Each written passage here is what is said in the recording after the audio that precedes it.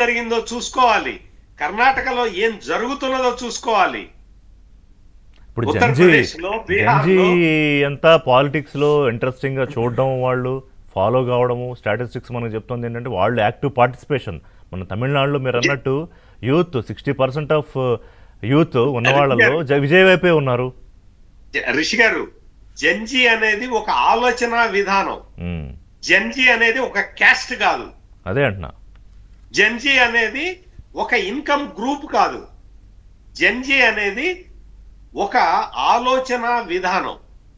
నువ్వు ఆ ఆలోచన విధానాన్ని నువ్వు ఆకళింపు చేసుకుంటే తప్ప, నువ్వు ఆ ఆలోచన విధానాన్ని నువ్వు ఫాలో అయితే తప్ప ఆ జంజీని ఆకట్టుకోవటానికి కుదరదు, సాధ్యం కాదు.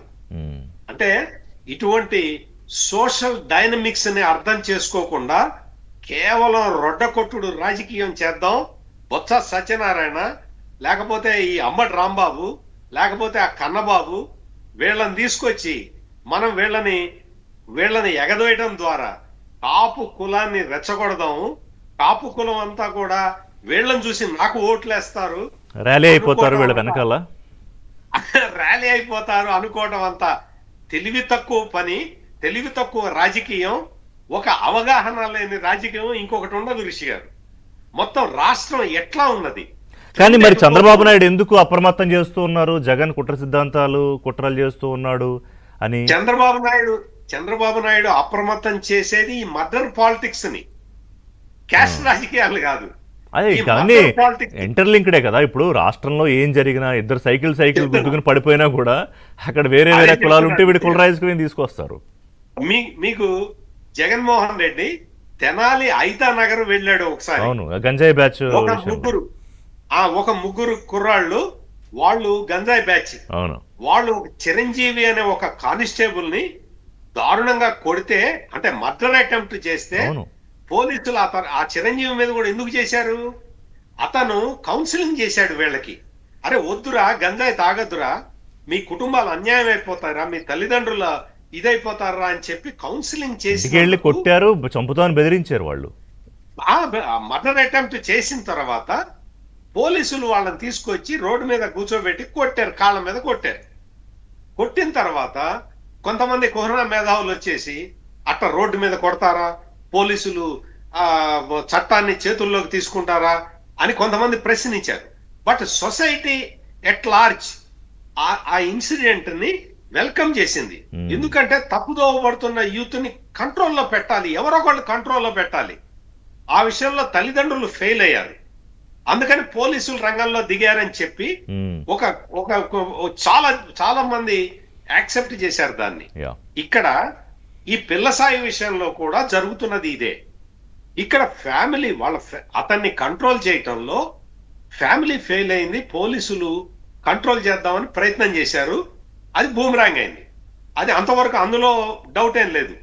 అతను ఏమయ్యాడో తెలియదు, విచారణ కమిటీ తేల్చాలి. బహుశా నేను అనుకోవటం ఈ పార్టీకి చనిపోయి ఉంటాడు.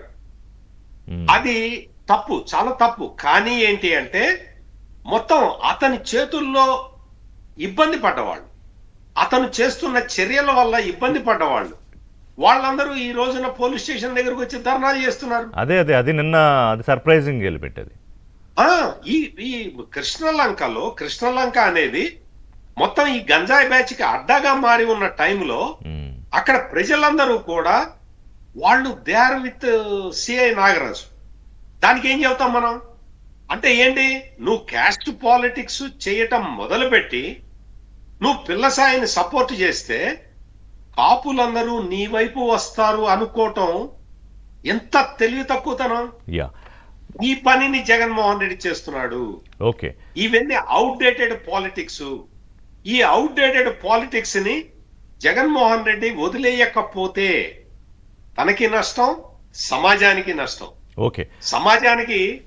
సమాజం ఈ బొత్స సత్యనారాయణని, ఈ కన్నబాబుని, లేకపోతే ఈ అమర్రాంబాబుని, ఈ గుడివాడ అమర్నాథ్ పేరుని నాని, వీళ్ళని చూసి సమాజం మారదు. ఎందుకు మారదు అంటే వాళ్ళు మొత్తం నేను చెప్పిన పేర్లన్నీ కూడా అవుట్డేటెడ్ పాలిటిక్స్ చేస్తూ ఉన్నారు. వాళ్ళ నియోజకవర్గాల్లో ఇప్పటికీ అది వాళ్ళు మీరు చెప్పిన ప్రజలతో పేర్లన్నీ connect కూడా కాదు. వాళ్ళకి పేరు వచ్చిందంతా ఒక నెగిటివ్ ఇదిలో వచ్చింది పేరు. గొప్ప పనులు చేసి పాజిటివ్ గా వచ్చిన పేర్లు కూడా కాదు. ఎగ్జాక్ట్లీ.